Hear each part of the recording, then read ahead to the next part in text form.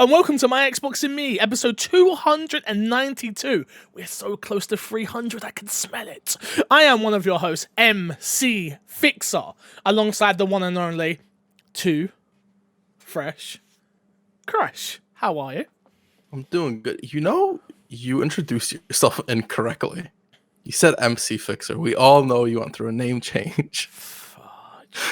We know you now. Do you know now known? Roll titles again. Go on. No, do you know what the annoying thing about this is? The episode's not out on YouTube yet, so the majority of people don't have a clue what we're talking about. That's true. It's only the real hardcore MC Fixer fans, supporters, whatever you want to call them, even have a clue what you're talking about. So give some context to the people if you're going to diss me at least. So, Fix was on GTV. I was. They're doing a new series. Mm-hmm. I forget what the series is called. Great. He can't even do it. He can't even... Versus. Yes. There we go. Versus, It's called... yeah. I knew that. I was just testing you, Fix, if you remembered. And during it, Fix at one point is called Little Fixer. By who? Frankie. The host, Frankie, yes. Frankie the host, yeah. Yes. Taking the mick out of you relentlessly. But it was a good show. It's an entertaining show. And of course, our other guest, our other co-host, Matt P. Video, how are you?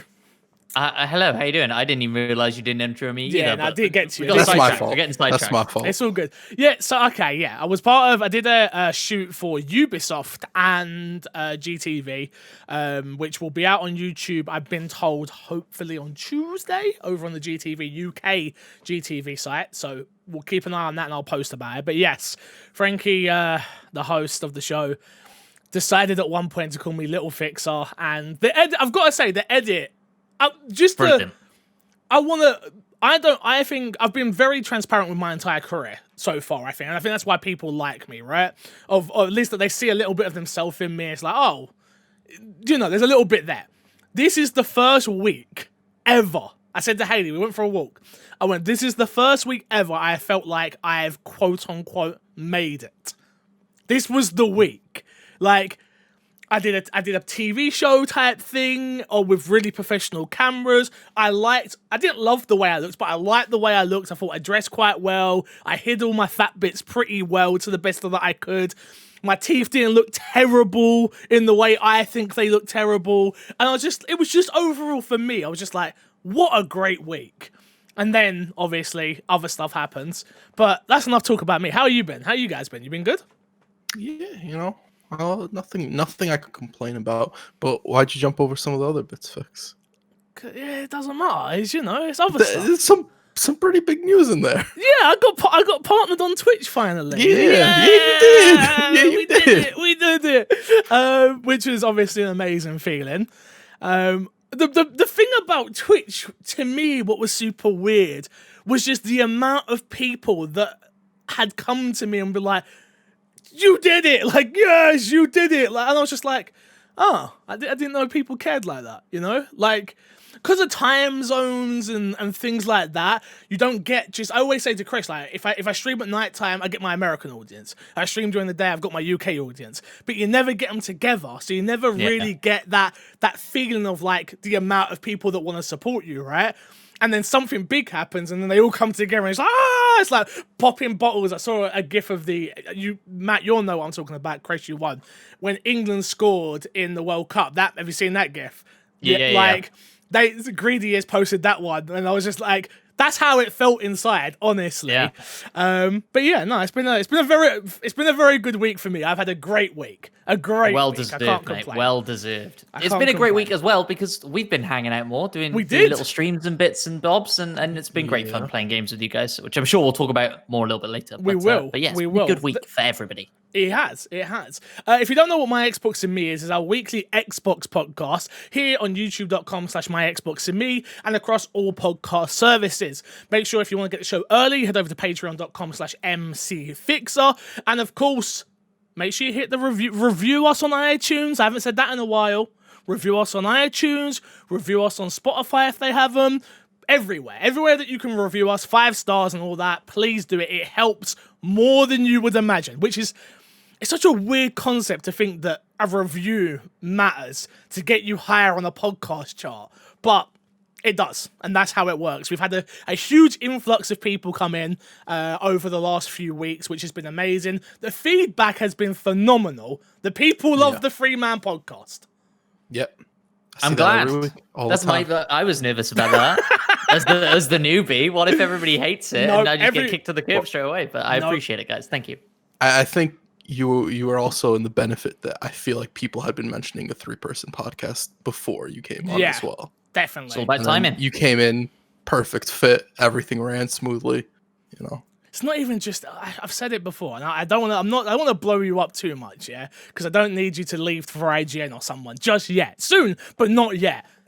You're just so forward thinking. I love it. I love working with you, dude. Matt P, honestly, like Matt P does all of our TikToks. If you don't know, I'm trying to get better at doing them as well, but life is super busy. He's been killing it over there on TikTok. So if you're someone who uses TikTok, go follow my Xbox and me over there. And it's the fact that I just don't need to say it to you. It just happens. It just happens, you know? And it's a nice thing. It's nice. Crash, on the other hand, we're never going to mention it from here on out. You've been giving me way too much praise. My head's getting too big. I think the praise is just due. Me and Fix with the podcast for a very, very long time, we were like, oh, we should do this and do this and do this. And it's always like, we should do it. We should do it. But now that you're doing the TikToks and everything, it's like, no, it's not a should. We really gotta do it. We got to. It's nice. It's just nice to have other people to rely on, but not relying in a way of like, I need to think about what they're doing. Chris, I don't need to say to Chris before the show anymore, time codes. Chris does the time codes. I don't need to say to you to do some social stuff, which then can go out everywhere. You just do it. And Crash also reminds you that we need to record an episode. That's true. Because you almost missed the recording today, Fix. But, guys, we don't need to bait me up on that. Yeah, sometimes that happens. I'm just so busy with everything that I'm doing, and you just forget. That's why I need to put it in a calendar. Good. I have to put it in a calendar from now on. So from now on, I will. But better busy than not. Yeah, true. That's enough chit-chat at the start here. Shout out to our Patreon producers, Erin Guard and FNH Paul. Thank you very much, guys, for keeping the show on the road. We do appreciate you and everything that you do for our community. So thank you. Big piece of news this week, our big topic of the show this week, is all about Microsoft. Not so much just Xbox, but Microsoft as a whole. Microsoft game revenue up 50% in Q3. This was written by Brendan Sinclair over at GameIndustry.biz, so go give it a click and check it out. Microsoft today, the original story was reported on April 27th, 2021, reported its results for the financial third quarter, showing the company's gaming business jumped 50% year over year. For the 3 months ended in March 31st, Microsoft said its personal computing division saw a revenue up 19% to $13 billion. That's billion. And credited gaming as the primary driver of that growth. Xbox hardware was up 232% year over year for the quarter, with those results attributing continued demand for the Xbox Series X and the Xbox Series S consoles that launched in November. Microsoft also reported a total Xbox content and services rose 34% in the quarter, quote, driven by strength from third-party titles, Xbox Game Pass subscriptions, and first-party titles. Beyond the gaming division, Microsoft posted similar growth for its company as a whole. The company highlighted strides made by its cloud service business as a result of the pandemic, reporting overall revenue up 19%. But that's enough. We don't care about all that. We don't really care about Xbox when it comes to that sort of thing. The other notable piece of content here is that Minecraft has now generated over 350 million in player spending from mods, add-ons, and other downloadable content inside of Minecraft. Do you remember when we sat here and spoke about Minecraft, Crash? And we were like, I think it was you on the show, right? When it got bought? Would it have been you? I don't actually know. It wouldn't have been me. It wouldn't have been you. It would have been one of the other terrible people we've had since then. They're all dead by now. But I remember talking about Minecraft and being like, was it worth $1 billion? Yes, it was. Yes. This news is obviously fantastic news for Microsoft as a whole, but I think it's brilliant news for Xbox specifically, right, guys? That's where this sits and that's where this lies. Chris, what are your thoughts? Yeah, I think it shows that Microsoft is definitely in the conversation in a big way that they weren't last generation, especially towards the end of the generation. They have, even Sony put out a lot of their numbers recently as well, and a lot of them are very comparable to Microsoft. And you have to remember, Microsoft is still technically the underdog going into this as of right now. So seeing them being so comparable and knowing how good Microsoft has been to be pro-consumer and how that catches on as time goes on, I'm really excited to see what Microsoft continues to do, especially seeing their growth so far. Yeah, it's crazy, right? It's all investment as well. And like the more that you can post these sorts of numbers, the more that Microsoft as a whole believes in the gaming division and is willing to spend more on it. And we've seen Xbox just buying up all these brands, and we all think, wow, when are they going to run out of money? When are they not going to be able to bid on, Square Enix that we were talking about a while back, because they've just spent so much on Bethesda? But if these are the sort of numbers that you can keep putting out in these reports, why wouldn't you just keep piling money into it and see where you end up in another 10 years' time? I think we're going to be in a really interesting spot, right? Because PlayStation are going down quite a different route than Xbox are with their gaming now and the investment in cloud gaming and Game Pass and stuff. So in 10 years' time, we could be in totally different places with these two consoles, and it'll be interesting to see what happens. But yeah, incredible news. Again, I've been doing my Xbox and Me now for 292 weeks, and let me tell you, the first 4 years of this podcast were really hard to get through. Really hard. I was listening to podcasts on Lot this week, and Ram McCaffrey said the same thing, where it's like, it's weird to come out every single week and do this podcast and have something new and something positive to say about Xbox. It's very, very weird. It's not normal. It's not what we're used to. The Xbox community, even the conversation I'm seeing with majority PlayStation owners and fans are like, oh yeah, no, I am gonna buy an Xbox, and I'm like, oh, but why? It's like, oh yeah, I just need one. They're not quite sure yet. They're not fully invested, which I understand. But the conversation is changing so dramatically around Xbox as a company, as Xbox as a brand, and I'm so happy about it, obviously. Not only for work purposes, just the fact of having two behemoth companies being able to go in very drastic differences. PlayStation, very AAA focused, very timed it. They've come out and said timed exclusives are going to be a thing. AAA, exclusive. We want the big boys. Xbox, on the other hand, are more services, and they're still partnering with the right people, I believe. Obviously, Outriders has shown that was a huge deal, and I think we're going to see more of those games that could be a risk just flourish on Game Pass in such a big way. And that's how they're going to start taking away a little bit more of that mind share and player base from Sony again. Like Chris said as well, Sony reported their numbers. Again, I don't care about them for this show.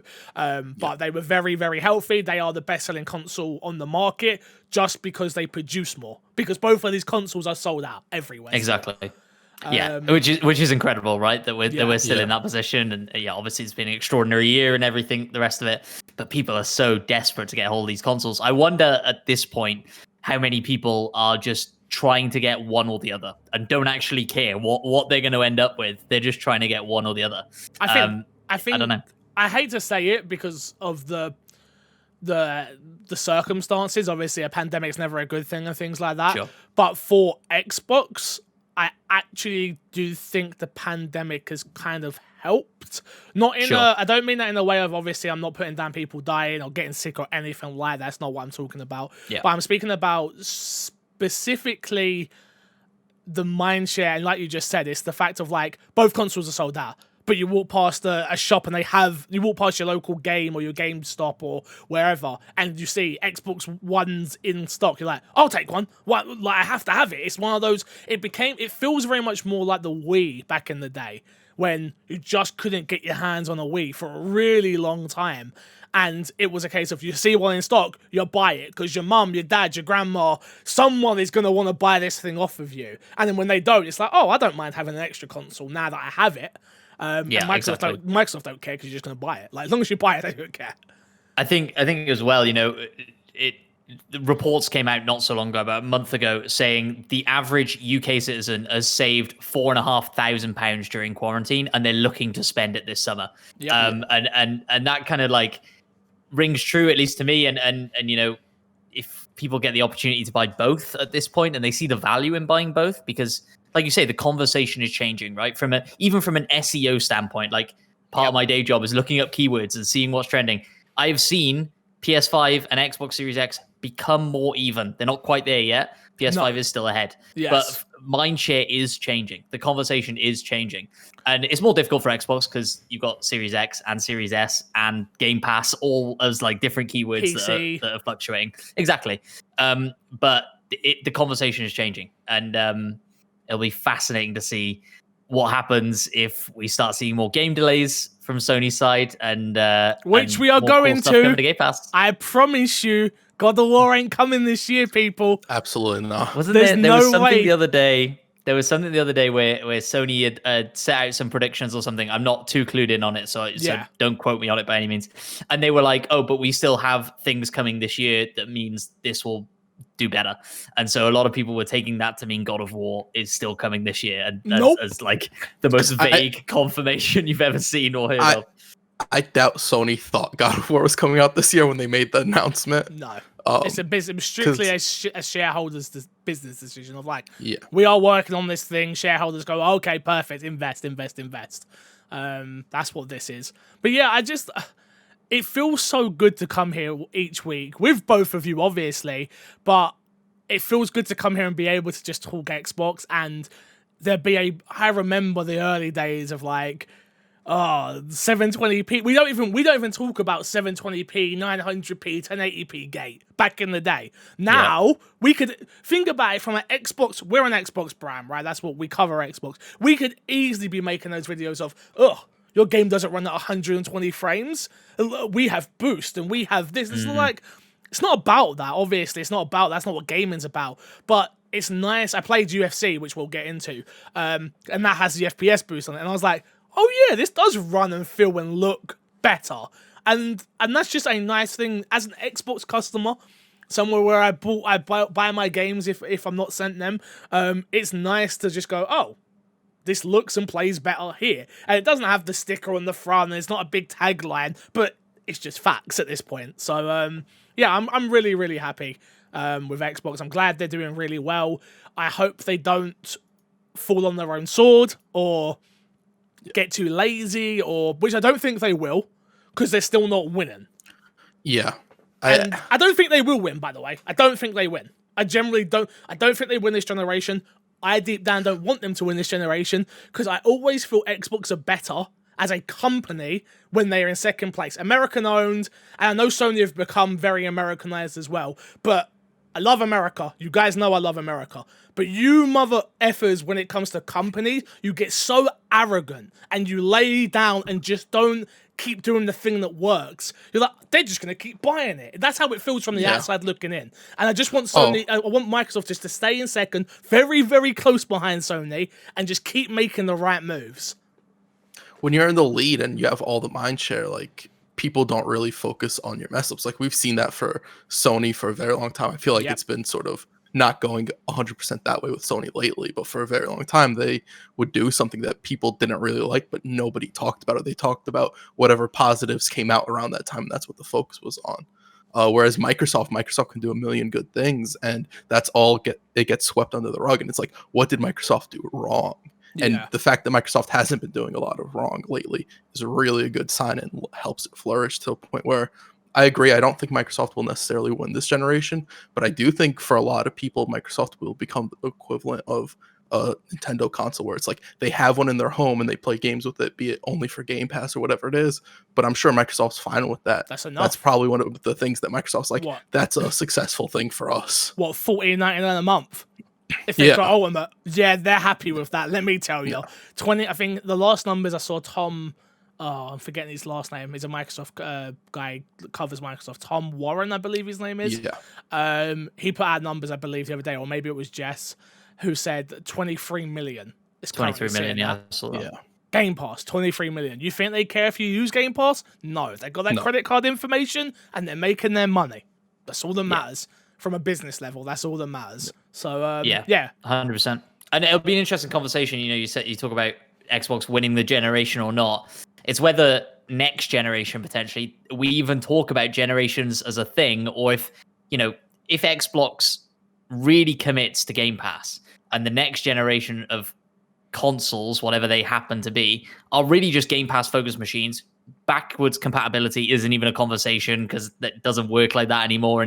And this idea of generations kind of goes out the window. I think it's quite likely. No, I don't think it would for Sony. But then the conversation changes, right? From who's winning the generation, which is a terrible conversation to have anyway. Yeah. But it changes from that to these two businesses doing very different things, and it even more splits that fan base. I think from PS5 versus Xbox to these are completely different things. Like similar to the conversation with Nintendo, right? Where it's like they're just doing their own thing. Like. Yeah. They're off in the corner doing their own thing, making millions upon billions of pounds or Crazy. dollars. Yeah. Who would have thunk it, eh? Successful businesses just working and making money. Huh.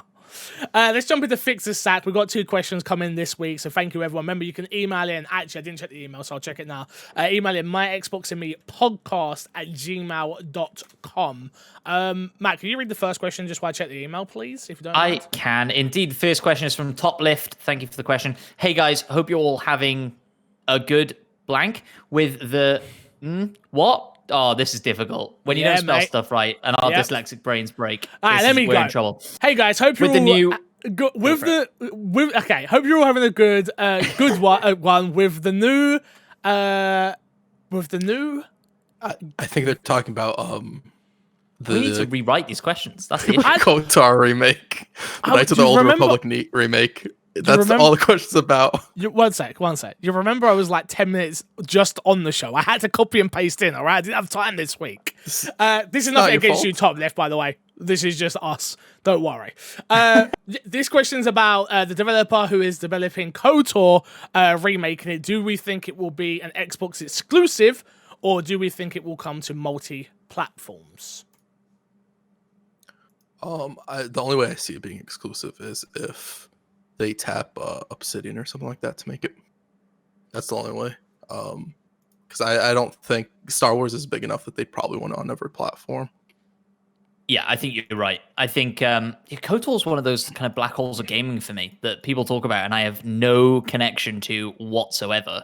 Same. And so it's difficult to talk on. But yeah, I think you're right. With massive IPs like this, they want it to go everywhere, right? And in as many hands as possible. And so it would surprise me if it was Xbox exclusive, I think. Yeah, I totally agree with you. I think Star Wars is a big enough IP that they've kind of learned their lessons with. Even EA doesn't have it exclusively anymore, and things like that. I think they want these games to be everywhere. Look at MLB The Show, right? It's exclusives only work when the partnership is working properly, and I don't think Xbox have a deal. Maybe I'm wrong. Like, maybe Xbox sent the bag to the right people and it was like, hey, this is a limited game on our platform, and people think of our console when we think of that, like we do with Resident Evil and things like that, right? There's enough there. Maybe, I don't think Xbox would do, like, timed exclusive content, but they'll probably might have the marketing for it or something. But I think the game will come to everything. PC, Xbox, and hopefully even Nintendo if they can. Yeah, I think Disney also learned that like it's finding the right studio for the game. So I do think like there is possibly a case where they look at a studio that Microsoft has and they're like, they'd be perfect for this game that we want to make or whatever. Or Microsoft goes to them pitching a game idea and they're like, okay, you guys want to put up the front the money to make the game and then we still get our share of profits or whatever. They'd be cool with that. But the chances of all of that lining into place, I think, is very unlikely. I always wonder how much these teams are talking to one another, though. Like you're right. Like Disney and Marvel properties, those video games, they have a vision for what they are and a way of doing them, right? Giving them out to the developers that work and yada yada. Is the team that's working on Star Wars games in the same capacity? Are they the same team? Are they connected to that team at all? Are they even paying attention to what that team's doing?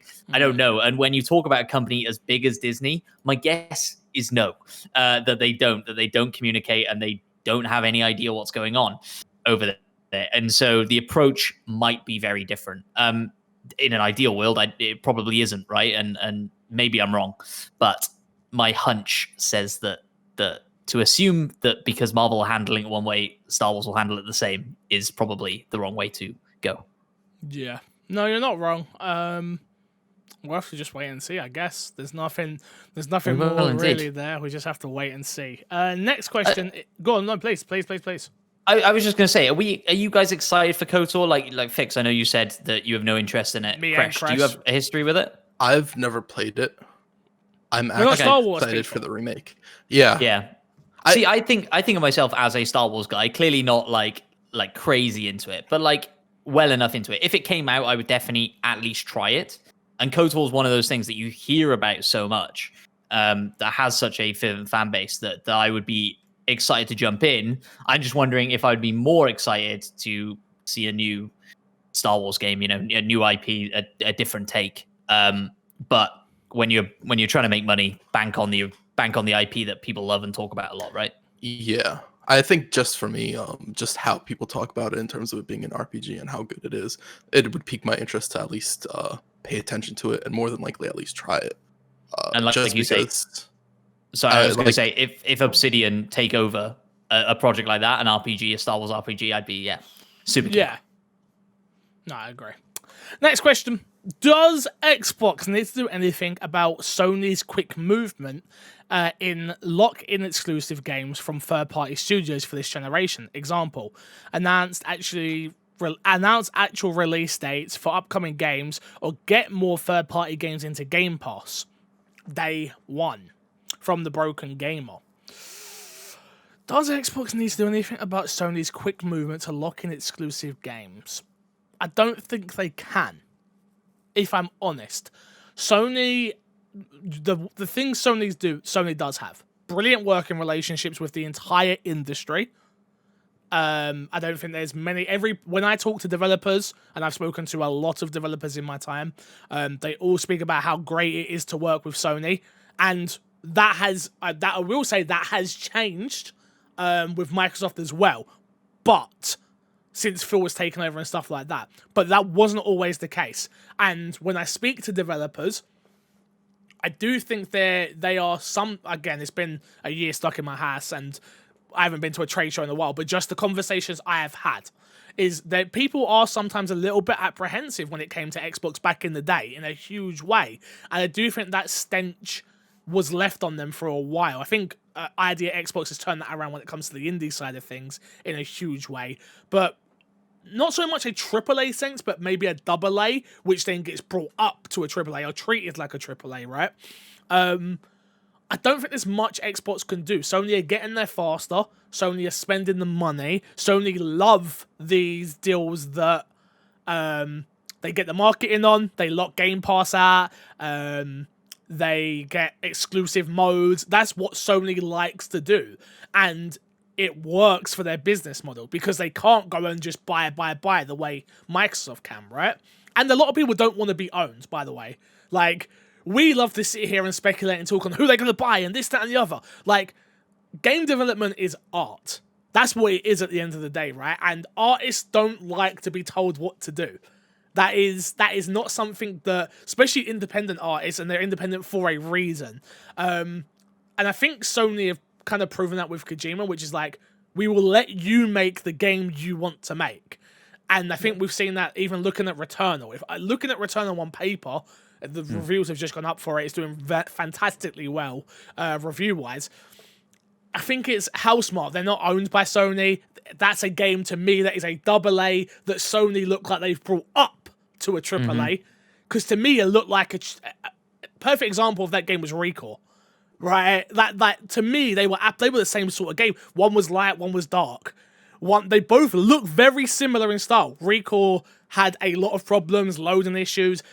It just didn't work. It didn't get that push-up from Microsoft that it needed, in my opinion. Where Returnal, on the other hand, looks like it has had that. It's had that looks good, we like what you're doing, maybe you could try this, maybe you could try that. I'm not saying that is what happened, but that definitely could be one of the reasons, in my opinion. So I don't think there's anything they can do, personally. Crash, what do you think? Yeah, I don't...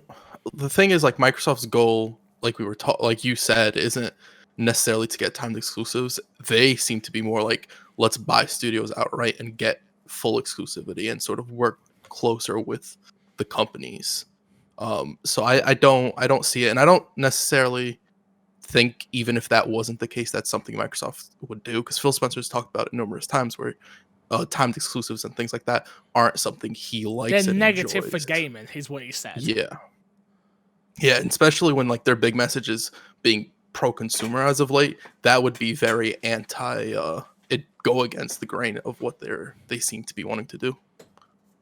Yeah, I think it's partly a marketing thing as well, right? Like you say, we've talked about it before. This idea that we turn on the TV and you get video game commercials. So many of them are PlayStation. So few of them are Xbox. Yep. And Xbox is doing other deals that they clearly see as valuable, stuff with like Samsung and the Samsung phones being like the place to play xCloud and stuff like that. How many people that reaches, I have no idea. But yeah, like I think Xbox should be doing a better. What's the word I'm looking for? To be doing better at marketing xCloud and Game Pass and all these things. And I don't think it's specific games. I think they should be marketing their services better, because I still don't think 23 million people is a lot of people, don't get me wrong, but I don't think it's not enough, and the vast majority of people don't understand what Game Pass is. And that's the angle I think they should be pushing. It will be super interesting to see what they do with Halo and the marketing around that. And I'm assuming we've got to see quite a bit of Halo this summer at E3 and the like.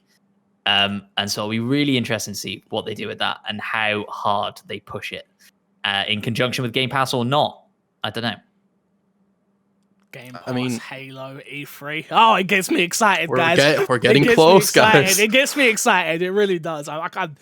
And this is, you got to think, like the last couple of years, we've not even done E3 predictions just because it just hasn't worked. This is the first year I'm like, yep, get the bingo card out. Let's sit down. Let's work out our predictions. Let's react to it. Let's pop. Let's do it. I can't wait. We already have a pizza bet going, don't we, Fix? I can't even remember what it was. I don't remember, but we do. I don't know. I don't remember. It was something coming out this year. But I can't remember what. Oh, Forza. New Forza game this year. I said no new Forza game this year. You said Forza game this year. I swear that's what I said. Somebody rewind the tape. Someone needs to go find it for us. Somebody's opinions changed here. Clearly, there's a Forza game coming this year. I thought the bet was, you said that it would come out a new Horizon game. Right? No, I don't remember. I'm talking out my butt. I don't remember. So someone will have to go back and listen to it if they really care about the bet. Let's put a pizza bet down on some E3 stuff. I'm going to look forward to that prediction episode. Soon. Let's get into what's been in our box this week, lads. What have we all been playing? Chris, we'll start with you. What have you been playing, bud? I played Titanfall 2. Ooh, Game Pass? I beat Titanfall 2 on Game Pass. Yeah.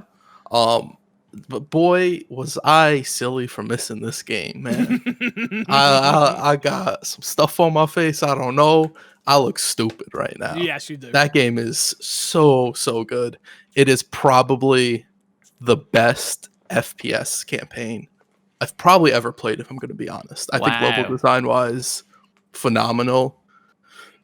Not just the one episode, the one mission everybody talks about, which is the time travel mission. Yeah, which is phenomenal. Mission. Yeah, it's amazing. But even the mission before that, when you're on the platforms and you're in the moving platforms and all of that, and then it builds into this big area, and they start throwing in units at you, like all of that's just wonderfully designed. Like this just shows how well Respawn is at just basic game design, especially looking at Apex Legends and that game with the pinging and stuff like that. It's just like it makes sense why they did that, because they've been so ahead of the curve with a lot of the stuff they do. Fantastic game. If you haven't played it and you're like me, go and play that game. It is a fantastic game. That's me. I haven't played it, and this week I finished a game which we'll talk about in a second. So I will. This might be my next one that I'm jumping into. I recommend it. It is that good. Anything else you've been playing, Crash, other than obviously the obvious one that we've all played? We'll talk about that one later. Cool. That's the only other one. Matt P, what have you been playing, bud? I finished Resident Evil 7. talked about it a little bit last week. And I can't wait to hear this talk. Yeah, buddy, let's go. I don't really have much to add to what I was saying last week, right? No spoilers, obviously. Yeah. Last week we talked about where I was in the game, and I would say 3/4 of the way through the game. Yep. I think that game opens so strongly, and I basically played it in kind of 2 sittings up to that point where I was at last week, and then finished it in 1 more sitting. And so that last sitting for me was a bit meh. Like it gets to a point where I was playing on the easiest setting, right? Because I'm not in it for like the difficulty necessarily. I'm not speed running it. You know, I'm here for the story. I'm here for the thrills, the horror. And by the end of it, I think I had like 500 machine gun rounds. I was just about to say to you, that is the only so I've been planning doing the Resident Evil Revisited series, as you know, and we played Resident Evil 0, Resident Evil 1, and Resident Evil 0, Resident Evil 1. Those 2 games on easy. And I will never play a Resident Evil game ever again on easy. It ruins the experience in a huge way. I think it does it a little bit of a disservice. Yeah, I think you're right. I think part of me though was also kind of trying to rush through it so that I'm ready for 8. Yeah. So I don't regret it all that much. But I think even if I'd been low on ammo and stuff, right, like that ending section of the game is a bit weak for me. I hate it. I hate everything up to that. Everything up to the point of what you got to last week. The boat. That's all I'll say. I won't say anything more. The game needed to end there. Like, it feels like a better experience if it would have ended there. Would have been a little bit on the short side, but everything beyond that point, I dislike it. Most people dislike it. It leaves a bad taste in your mouth, I think. After a phenomenal experience up to that point. Yeah, exactly. And so the way the game ends. Does it get me hyped for 8? No, not really. Like, I'm hyped for 8 because I enjoyed 7, the gameplay, and I'm excited to go play more. But I'm not excited to see what's going on with Ethan and his wife and Chris Redfield. And like, yeah, exactly. So there is a DLC that you don't necessarily. It's free. The Not a Hero DLC, which is Chris Redfield, gives a little bit more context to some things. Not much. There's a lot of stretch in there, and I didn't love the DLC, but I didn't love the DLC for my own Resident Evil reasons, not from... You wouldn't pick up on the things of which I hated about that. So you might want to play that just to get a little bit more in this. More action-focused as well. Not... Still in the same engine and the game say, but... Short, about an hour. About an hour, if that. Oh, okay. So, I might try it then. It's free. That was one of the things I didn't like either. Like, the game... the monsters in the game are fine. They are what they are. And then you sort of walk into a room quite towards the end of the game, and it's just like, here, read 25 pages explaining what these monsters are. And I'm like, I didn't need this. You could have left it ambiguous enough. Disagree. Hard disagree. Oh, really? Yes, because again, if you would have asked me this all 2 weeks ago, I would have been with you. Why do we need all that information? Resident Evil is about that. And it's so weird to think, because you got to remember, when I play these games, I don't read notes. So I get the entry-level Resident Evil fan. That was my fandom, was Chris Redfield punching boulders and Rebecca being a healer, like the surface level stuff. Now sitting down and going through every single game, reading every single note, diving in deep. There's this connection to this, and there's this and that, and blah, blah, blah. You need it. I promise you need it. For people like me, and because I'm someone that I hated Resident Evil 7, right? On the first playthrough, I enjoyed it. Then I've said, I went on the podcast, I've been on the podcast, said, don't think it's a good Resident Evil game. Great survival horror game. Now, after playing it again and again and again since then, I'm like, no, it is a good Resident Evil game. It might not have been what I wanted, but it is a good Resident Evil game because of those notes. Because it adds to the world and builds out the world of what Resident Evil is. Sure. So, and I think you've hit the nail on the head that I'm not in that world all that much. Do you know what I mean? So like, maybe I don't care. If 8 comes out and somehow they tie it into 7 in like an interesting way, and because I read those notes, I care, then they've won, right? They've done what they meant to do with it. But I after I left that room, I was like, how long did that took me? Forever. And I'm a slow reader anyway, which was established on the podcast. But like, I was like, oh God, did I need that? But then I kept going over to the next note and reading the next note. Get a Haley. So. Get a Haley. She reads all the notes. Okay. Yeah, I'll lend you. I'll send her over to you. I would love that from an accessibility point of view. A little boom, and even if it's just like a Siri voice reading me the note, I would love that. But I think more games need to add that in general. I think it's such a disservice to the game to have a lot of the world building be in the side stuff that you have to read. And Resident Evil is not the only game that does this. Quite a few games actually do this. And just have it inaccessible to people who don't want to read it. I also think it's kind of outdated. I think it's very similar in the same category for me of having main characters be voiceless or have no voice lines whatsoever. I think it's just a weird move in today's age. I think that's just something some developers need to look into going against. And I understand that there's the logistics of like cost and stuff like that as well. So. I'd pay extra. I'd have a little DLC. I've said this I understand that this isn't for everybody. I understand that this costs money, but if you charge me an extra £5 on top for somebody, I would want it voice acted, because if I'm paying for it, I'd want it to be done properly. Sure.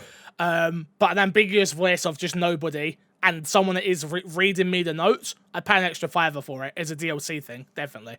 I'm almost surprised that Xbox can't, or whichever console, can't hard bake it in to say, right, whatever's on screen, we're going to read it out in a Siri-like voice, right? If TikTok can do it, like PlayStation, Xbox, I'm sure can figure out a way to do it. I think it's probably any publisher developer. They probably could, but it's more work, I think. And sure, you think about it, the percentage of people that would even get, we know how many people beat games, so the percentage of people who even get to that point. It's like, and that just cost money, and that was resources that we took away from somewhere else, and so that's why I always say I would pay for it. I'd happily pay for it, but I don't think I should have to, but I would. Yeah.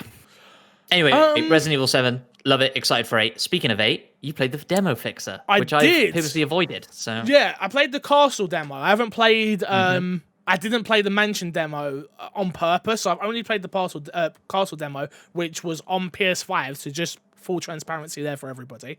Oh my god, this game's gonna be so good.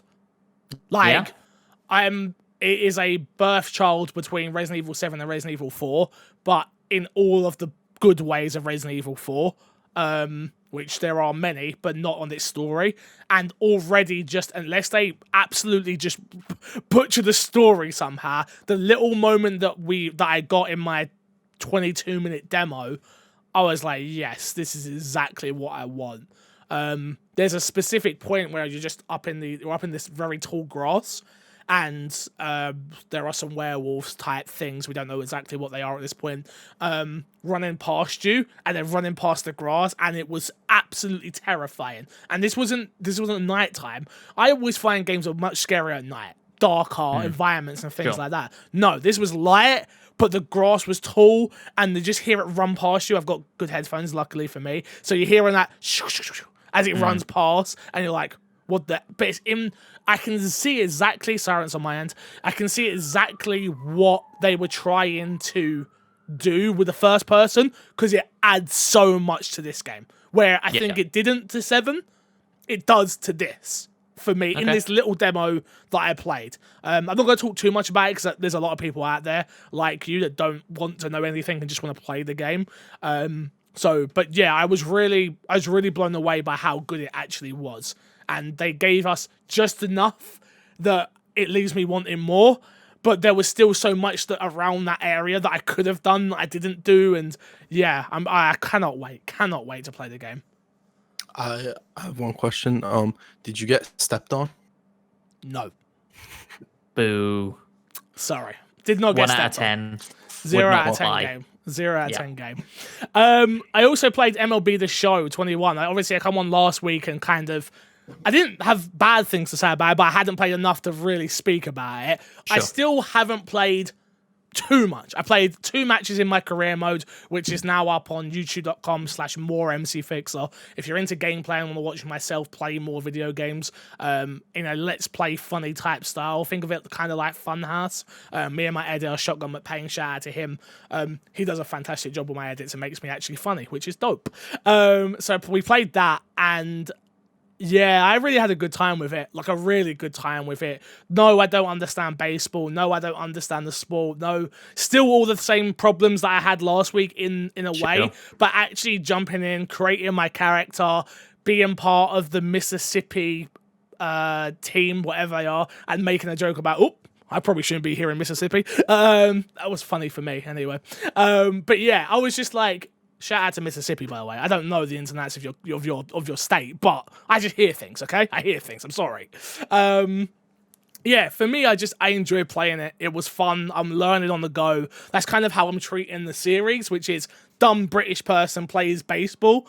And that's kind of the fun of it for me, learning how to run to the bases, learning how to pitch, learning how to bat, learning how to catch, all of that. So, but I had a really great time playing it. You can definitely tell that this is like an elite sports game, in my opinion, which is a good thing. I'm so happy it's on Xbox now. So it'll probably be a game that I play year after year after year now. Oh, you think you'll go in every year and be excited for it, especially if it's on Game Pass? I mean, come on. Well, even if it's not, I'm such a fan of the sports titles. People know that. I'm a sucker for new sports person is the rookie and tell that story. Like, you can tell me that story in 50 different ways and I will buy it 50 different times. So if you can do that for NBA and now baseball and then soccer/football and then NFL, then golf, and then the only one they've got to try and get me now is NHL. If you can get me on the NHL, I've got them all. Like, I'm super into it, man. So shout out to MLB The Show. Really enjoyed playing that. Last game on this list that we all played together is Second Extinction, guys. Kresh, we'll start with you. We did a hour stream yesterday playing Second Extinction. It's out on Game Pass right now for everyone to download in the preview. What did you think? I liked it. It was so much deeper than I thought it would be. I thought it was going to be a fun dumb game where it's like you go in, you shoot zombies. That's all there really is. Yeah, I got you. Don't worry. Yeah. And what else? What else? I like the character. I like the guns. I like the way you get dinosaur parts to level up the guns, and the whole system was a lot better. It is a preview game, but I thought it also ran pretty well for a preview game. Yeah. I don't think we really had the audio cut out, and Matt got disconnected once. I think that's really the only bugs we found. Yeah. Matt, the major issue that we were all experiencing, I think, is like weird music glitches where music would like cut in and out and stuff like that, and sound wouldn't be there. Like you say, it's a preview game, and it's way deeper than I thought it'd be. I thought we'd be getting kind of a little, almost demo, like a Grounded, right, where it like had a kind of a hard cutoff point. Doesn't seem like that's here. It seems like this, like you say, this game is surprisingly deep, has crafting mechanics and upgradable people and guns and all sorts of stuff going on.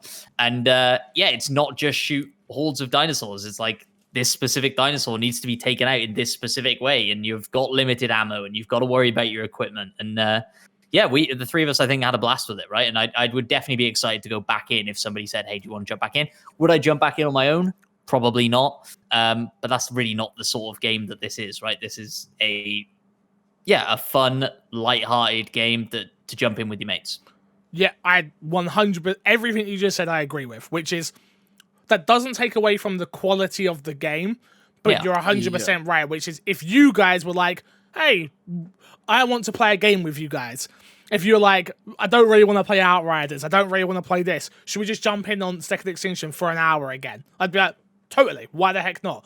There's a leveling system, there's the parts system, there is a form of progression, which is obviously something that in preview games, I think is humongous. Because nobody wants to put ridiculous amounts of time into a game for it to just not matter. I think that is always my biggest pet peeve. So for me, it was a case of, I really enjoyed my time with it. Like I said, we only played an hour, was just scratching the surface. But what was there was way deeper and it was a very pretty game, which is a nice bonus in preview. It ran really well. I thought the gunplay was actually really good compared to what I was expecting. Even when I think Left 4 Dead, I don't think Left 4 Dead has like the best gunplay in the world. I'm sure Left 4 Dead today would feel a lot better than it does from 2000 and whatever year it came out. But yeah, I actually thought it was really good. I don't know what they could have done to actually got me to stay to be honest, just because, like you said, Matt, that's not my type of game, really, which is just run around and shoot these things and do these objectives. But yeah, I wouldn't be against playing it again. It's definitely worth your time to check out if you have Game Pass. That's always my thing. Like, would I suggest someone buys this at 20? I think it's £20. Would you suggest it? Someone to buy it? If you have 3 friends that are buying it and want to shoot dinosaurs with you, 2 friends, sorry. Buy it at £20. I think it's £21 if I'm not mistaken. While it's in the preview, but if you're playing it solo, I don't think it would be fun, to be honest. Yeah, I think I agree. I think if you love Left 4 Dead and what's another game that's kind of similar to this, World War Z, stuff like that. If you enjoyed those sorts of games. Because if you did enjoy those sorts of games, I guarantee you were playing it with mates. Yes. Do you know what I mean? Like you just were. Maybe Left 4 Dead a little bit less, but like those 2 games were so bolstered by your friends. I think if you have a group of friends and you're all paying 60 quid collectively to have this experience together, I think you won't be disappointed with the money you spent on it. If your favorite game of all time is The Sims, this probably isn't for you, right? Like that's pretty obvious. Yeah. But yeah, like you say, the exciting thing is that this is in preview, and they're kind of committed at that point to improving and making better and expanding this. And so I'll be super interested to see. The thing that will get me back in is they say, "Hey, here's a new content drop, and here's X, Y, and Z," and I'll be like, "Oh, that's exciting! I'll jump back in." It's super low as well. It's super low memory capacity. It's like 8 gig. I was like, oh god, I'm gonna have to uninstall Warzone, and I was like, oh no, I can get it on my Series S, my little S, no problem. And so if you have Game Pass, it's a no-brainer. If you don't have Game Pass and you're into those sorts of games, then I equally think it's a no-brainer because I think you'll have a blast. It's also a console and PC Game Pass. So if you do have Ultimate and you got a PC that can run it, you got it there. I do want to jump off the gunplay. I really didn't expect the gunplay to be that good. And also visually, like the lighting in that game is fantastic. Yeah. I think visually the only downside for me was that sometimes they threw in a little bit too much fog, which just made it kind of not necessarily bad to look at. It's just I didn't want to stare at that the whole time. Yeah, the game. But yeah, I am. Give you a headache to that. Yeah. I am looking forward to it. It had a ton of variety in the gameplay and the different type of mission structure and all that. That was really cool.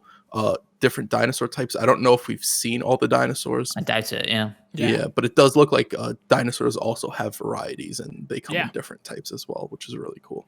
Yeah, we fought all different types, big, small, little, ugly, pretty, different colors. Yeah. Like it was. I had a really good time with it, to be honest. Electric. Yeah, electric. Yeah, it's got lightning dinosaurs. Exactly. It had that level of stupidness to it, but it was just a fun time, to be honest. Yeah, for sure. Let's jump into Let's jump into this week's dashboard. This week we'll get through it really quick because we've gone long-ish. Microsoft shake up PC gaming by reducing Windows Store cut to just 12%. Microsoft is this was taken from Tom Warren, who I was speaking about earlier, from The Verge. Microsoft is shaking up the world of PC gaming today with a big cut to the amount of revenue it takes from the games on Windows. The software giant is reducing its cut from 30% to just 12% from August 1st. This is a clear bid to compete with Steam and entice developers and studios to bring more PC games to its Microsoft Store. Quote, game developers, this is from Matt Booty, game developers are at the heart of bringing great games to our players, and we want them to find success on our platform, says Matt Booty, head of Xbox Game Studios at Microsoft. A clear no-strings-attached revenue share means developers can bring more games to more players and find the greater commercial success from doing so. End quote. Obviously, I think this is big news. This is bigger than what I think a lot of people are going to make it, because I think it's like I've been talking about the day before a lot on my Twitch channel, which is that game's coming to Steam, right? Imagine that game was coming to Windows Store and then they make a deal and that game goes into Game Pass. It's just cutting that percentage down first opens the door to get them in, and then it's, why don't you bring this to Game Pass? Here's a lump sum. And then after that it's, well, you've already done half the work, why not bring this to console? Boom, boom, boom. Like, it builds that working relationship which we've spoken about before, right? Which I think is huge, and I think Microsoft doesn't need a 30% split. They make plenty of money, and especially if not from the developers. They need to make it from their services and gold and things like that. So for me, this is a no-brainer and very smart on their behalf. What do you think, Matt? Yeah, 100% agree with you. It's about building relationships and investing. Sort of, the less money you take, you can think of that as investing right into the future of what Xbox will be and Microsoft will be, I suppose. Windows Store. 100%. Windows Store, I think, is probably the one sort of PC gaming store that is in the conversation least. And so anything they can do to kind of start competing with Steam and Epic Store and stuff like that is massively beneficial to them. So yeah, it makes perfect sense to me from a business standpoint. It'll be interesting to see what comes of it. See if anybody comes exclusively to Windows Store now because of that. It wouldn't surprise me. I don't think exclusively, no. But I just think getting them in the door is going to be big. Chris, what are you thinking on this? I think it's big because of Steam, right? Because we saw Epic. Epic takes a similar stance as this, and now with Steam as well. Steam takes a 30% cut, and it sort of puts them in a conversation where developers will probably promote Windows Store, and Windows Store is like notoriously like not a good platform to go and buy games. Yeah. So that gives them a bigger push there. I still do think that Microsoft really needs to fix the Windows Store. I do know they had an event today, I think it was. I don't know if they went over what they plan to do with it as of yet, but that needs a revamp before something like this really makes a big wave, to be honest. Yeah, using the store is just gross. Yeah. At this point, using that Windows Store is gross. I don't like going there. I don't like looking at it. So yeah, I totally agree with you.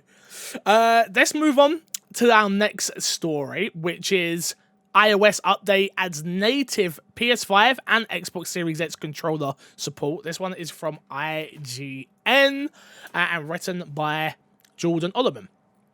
iOS update 14.5 adds native support for the Xbox Series X and S controller to the iPhone and iPad. Available today, the 14.5 update is a major addition to iOS, adding app tracking transparency, meaning apps now need express permission to track users' data, a workaround for those wearing a mask while unlocking their phone, new voice... Okay, you're getting into stuff I do not care about. We're not an Apple podcast here. The big news here, you can now connect your controllers to your iPhone or iPad natively. Can one of you explain to me what this means? Matt, hopefully. Do you know what this means? You're a tech guy. A little bit. So for a while, when you were remote playing, specifically on PlayStation, so not relevant for massive amount of people here, but you needed to remote play something on PS5, you needed to use the DualSense because of haptic feedback and other stuff that the DualShock 4 doesn't have, but it wouldn't let you do that. And so this is the first time DualSense is getting a native application across there. What about for the people we actually care about? Because it's worked for me. I've done this. Well, that's it. Exactly. As far as I was aware, Xbox Series S and X controllers always worked on iPhone and iPad. I don't know if they made that connection a little bit easier. There is something interesting further down which says you can now use these controllers, Xbox and PlayStation, with Apple TV and Apple Arcade, which is new as far as I'm aware. And I think, honestly, the bigger news story, although Apple TV doesn't do as well in Google, so maybe that's why the headline is the way it is. But yeah, for me, that's the bigger news, right? Because Apple Arcade has always been something that's interesting and sort of in that market. Yeah, I think so. I think probably it's a little bit expensive for what it is at the moment, and it's not certainly in the mainstream mind share as much as I'm sure Apple would want. But making it more accessible and easier to use for people with already these existing consoles is I think, quite a big deal. But like you say, nobody will probably actually care. And I certainly won't use it, so maybe it's not a big deal. Crash, what are you thinking? It's one of those things that I don't think people care about, people will talk about, but they will definitely feel it when they play the game. They just won't attribute it to anything, or whenever they're using a controller, they won't attribute it to anything. It's just one of those nice quality of life changes that doesn't really affect anybody in a noticeable way. Fair enough. Next story, Halo Infinite will support cross-play and cross-progression between Xbox and PC. This one was written by Joe Screbbles. Nothing against Joe Screbbles or IGN, by the way. Does fantastic work. I thought we already knew this. I'm confused. Xbox have come out and said that they're going to support cross-play and cross-progression across all of their first-party titles, right? I don't think it was ever. I think the case is like it wasn't explicitly stated for Halo Infinite, and this probably just gets them clicks. So, because they had their event today, and I'm assuming they probably mentioned something about this because it was a PC-focused event. This was announced on the Xbox Wire, which reads like this, which is the move is pitched by Microsoft of a way of building communities, quote, building communities around games, not devices, and will see customization and game progression follow you across all platforms, as well as let you play with anyone on any platform, as previously confirmed. Multiplayer in Halo Infinite will be free to play, yada, yada, yada, yada. It supports widescreen and stuff like that on PCs. I just thought we already knew this. Yeah. I mean, like, if you look at Gears of War, that's how Gears of War functions. It's cross-progression, cross-play, all that stuff. There's no added layers to it. So I think for people in the system, it's very, like, clear that that's a no-brainer. That's how it's going to work. Yeah, and then for, like, Xbox has been getting some new fans that maybe they didn't know this is how it worked, and maybe so this is information to them. Matt, did you know? Again, I think it's one of those things that, I think you even said it there, as previously confirmed. So yeah, they have confirmed this before, as far as I was aware as well. I think this is just sort of, this rather long, boring blog post on the Xbox Wire, and this was maybe the most entertaining, snippet from it. I have to add it because Halo's a big deal, and and especially me, I do the show notes, and sometimes I miss big Halo stuff, and trust me, I hear about it. Fixer, you never talk about Halo, but you never miss a piece of Resident Evil news. Damn straight I don't, because I care about Resident Evil. So yeah. Next news story, trying to move through these relatively quickly. Fortnite isn't on xCloud Gaming because Epic won't allow it. This one was written by friend of the show, Adam Bankhurst. According to the new disposition made public as part of the Epic's case against Apple. Booyah! I smashed that. It has been revealed that Epic is the one holding back Fortnite from becoming available on Xbox Cloud Gaming, as it sees that as a competition. As reported by The Verge, Epic's Vice President of Business, Joe Carina, was asked why Fortnite isn't available on xCloud, which was previously known as Xbox Cloud Gaming, which was previously known as Project xCloud. Kellerer responded and said, "We view Microsoft's efforts with xCloud to be a competition with our PC offering." End quote. That's why it's not there. I think that's perfectly understandable, personally. I don't. There's a mobile app they have a mobile app that has progression, has crossplay, they want you to spend the money in their ecosystem. Do I think it's dumb? Yes, because why? You're Fortnite. You've made all this money. Why would you not just go everywhere? But there is that thing of like, well, it is a competition at the end of the day. I think the keyword is competitive with our PC offerings.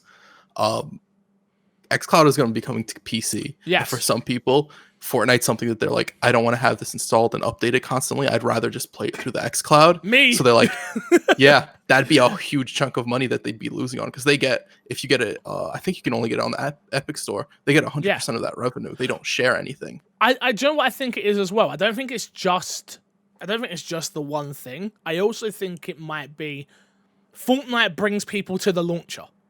Yeah. Which then in turn could get them to buy something else in that launcher, right? If they don't have to go to that launcher, they are then not going to be using that service anymore. And they've spent all this money to get you to download the free games, literally free games. And yeah, I just don't see it as a big deal, personally. I think this is them protecting their own asset, and why shouldn't they? Yeah, I think there's probably a lot more to this than they're letting on, and this is one reason. I wonder as well if there is. I'm sure somebody's tested it. Maybe like what does Fortnite look like if we're streaming it, if we're cloud gaming? I would probably suggest a competitive shooter like Fortnite isn't the best thing to be cloud streaming where we are right now, and so you could argue that, well, if you put it on Game Pass, it doesn't perform very well. People get into it on Game Pass and go, oh, this is better if I use the Epic Store. I'll go use the Epic Store. So maybe that's a good thing. Or they say, Fortnite sucks. I'm never playing it ever again. I think you can already stream it within NVIDIA's streaming service. I think you can as before well. time. Yeah. The thing with Microsoft, it says it later on in the article, is that Microsoft doesn't allow competitors' stores on their xCloud service. Yeah. So you have to do it through the Xbox. So Xbox are taking 30% of that 70-30 split on skins and things, which why would you give that up when you could get 100% of it? Yeah. I'm with you. Yeah, it makes sense. But also, is this the sort of thing you want to be streaming? I mean, Probably yeah. not. I mean, for some people, though. Crash hit the nail on the head, which is like, what you mean, uninstall Fortnite from my console, and then when the cool event happens, or the skin that I care about that I want to play 2 matches in, or an hour in, I don't have to install it. Yeah, I would still play it that way. Like, having it installed on my console is annoying, because I look at it and go, I'm probably never going to play you, but the one time I do want to play you, I'm not going to want to install you. So, just sit there. Fair. Next up, E3 2021 announces its digital host event, its event host, and the hosts are Greg Miller, Jackie Jing, and Alex Golden Boy Mendez. 2 of them friends of the show. So shout out to Greg Miller and Jackie. 2 friends. I don't know Golden Boy, so you don't get a shout out. I'm sorry. Maybe soon. Maybe. Who knows? You never know, Golden Boy. Maybe you get a shout out one day. I've spoken about it. I'm sure that's what he's waiting for. That's a Twitch partner MC Fixer. Shouts out Golden Boy. Bad. Twitch partner, Little Fixer. That's all you want to shout out. Oh, that's a good point. It's an interesting story, kind of an interesting story, right? Because it feels like the conversation around E3 is slightly changing now, and people are getting a little bit more excited about it as it gets nearer. And what are we going to see? Excuse me, Matt P. In this house, it's always been exciting. Me and Kresh have always been for it. Always. Okay. I've been less excited then. That's because you're an idiot. Yeah, you don't understand. Wrong. Exactly. Yes, Kresh. Get him, Kresh. Tell him he's ugly. I wouldn't say all that. I had high hopes that this would be my first in-person E3, Me too. 18 months ago or whatever, and so maybe that's why I'm a little bit sour on it. But at least no one can I'm go. excited for it. At least no one can. Exactly. Go. It's not like it's just us that. Everybody can't gets go. the same experience. At least everybody's miserable. But we get to see Greg Miller. We like that guy. He's been on our podcast. We do indeed. He's a cool guy. We do indeed. He's been on this podcast. This very one. Crush was there. And he's not even an Xbox guy, so he was really after that MC Fixer shout out. I mean, he loved before it. he was a partner. That's crazy. Just so we're fully aware, though, Tim Getty's episode did way better than Greg's. So Tim's got more pull. That's the truth. Sorry, Tim. There we go. Sorry, Greg. That's the truth. I'm sorry. Well, there you go. E3's already messed up then by hiring Greg and not Tim. That's the scientific proof. From this. Yeah. Resident Evil Versus is delayed to summer 2021. Kresh, me and you had a conversation about this, didn't we? We did have a conversation. Do you remember the conversation we had? It was something about releasing with or afterwards, something along those lines. So this was never meant to release with it, apparently. Never meant to be released. They've come out and said that. They come out and said that it wasn't meant to be released. People had just assumed it. But they are so confusing. I agree. It's if you buy a Village, you get Versus with it, but it was never meant to release at the same time as Village, which to me makes sense because of everything I said last time with Mercenaries mode and things like that, and the player base just not going to touch it. I think they learned from Project Resistance, which was like, oh yeah, people just wanted to speedrun Resident Evil 3. Like, why would we go to that? Think about it now. If both of you buy Village, there's actually a chance I get you to play Versus now. Because it will be a new game with, hey, don't shake your head. Don't shake your head. Don't shake your head. Don't shake your head. There is far less chance I play Versus now because no! Resident Evil 8 will already be uninstalled by the time it comes around. Yeah, but it's a separate game. It's a separate game. But it's not going to be in Same my mind. Yeah, but it's going to be in my mind, and I'm going to tell you both to download it. And then you know what me and Matt are going to be like, let's play some Dead by Daylight instead. I hate you guys. Like I still stand by everything I said. I don't think reverse does too much for the game for Resident Evil.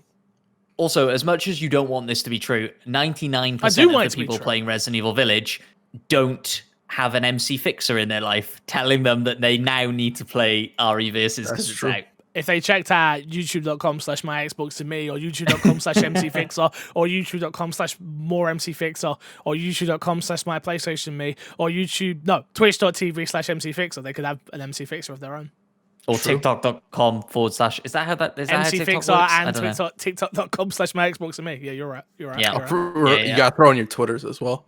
At MC Fixer and at Krishnik Plays and at Matt P Video. I didn't say my Twitter. I don't like my Twitter being out there. Don't put it out there. I'm not editing this. I hope you know. Next up, Resident Evil Village final demo was extended 8 hours after people were upset that it ended early, which makes perfect sense. It's a demo, just leave it bloody up, Capcom. I'm not going any further with that details. It's about PlayStation. I just wanted to add it here because it means it got extended, so hopefully it gets extended everywhere. Whatever. I just don't care anymore. Just give me the game. Let's rewind time 5 minutes. I want to go back to RE Versus very quickly. So, Fix, does this get you more excited for it now that they're going to have more time to work on it? No, not even slightly. No. Okay, fine. Cool. Fix is only looking forward to it because it's Resident Evil. It's got Resident Evil in the name. I have to play it. It's got Resident Evil in the title. Yeah. Games with gold. May's games with gold. We got another stinky month, everybody. Xbox Series X/Series S/Xbox One are Mellow, May 1st to May 31st, and Dungeons Free, May 16th to June 15th. On the Xbox 360, with backwards compatibility, we get Lego Batman, the video game, and Tropico 4. May 1st to May 15th and May 16th to May 31st. Games with gold for this month, last chance you can get them. Viking Werewolves Midgard, April 1st to April 30th. Truck Racing Championship, April 16th to May 15th. And Hard Corps Uprisers, April 16th to April 30th. Lads, let's plug, and get ourselves out of here. What have we got to plug this week, Crash? My Xbox and my YouTube page, we did a live stream there. We might do one next week. This is something we're going to be trying to do more of, as well as some other things. Who knows? The only way you'll find out is if you go and subscribe to the YouTube page and hit the little bell. That helps. It does. It's true. It does help. It's getting good at this YouTube stuff, Crash. Go on, Crash. Proud of you. Matt P, what you got? Oh, I think, are we just going to plug all the My Xbox and Me social channels at this point? Because I'm not. Damn right know I'm plugging the TikTok. Get over on the TikTok, people. Do all the likes, the comments, follows, and all that fun stuff. It's behind the scenes from the show. It's clips from the show. It's clips from the live streams. It's me jumping on trends that 13-year-old girls are doing and trying to make them gaming relevant. And it doesn't always work. It does sometimes. It's entertaining, even when it doesn't really work. It's entertaining. Very true. Very true.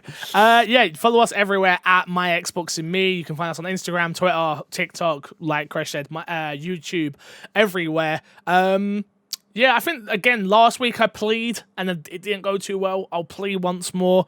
youtube.com/moremcfixer. There's actually new content on that channel now, so please go and hit the subscribe button. I'm trying to get to 1,000 subscribers, and we have well over that listens to this every week, so please youtube.com/moremcfixer. I do also My Xbox and Me, youtube.com/myxboxandme, where I usually break down like news stories in a fast pace and give my opinion as well on this week's dashboard, which is still going. It's just on topics that I can actually get to at a quick pace. Thank you everyone, as per usual, for listening and watching, liking, commenting, subscribing, and until next time, we will love you, leave you, and catch you all laters. Goodbyes. Goodbye.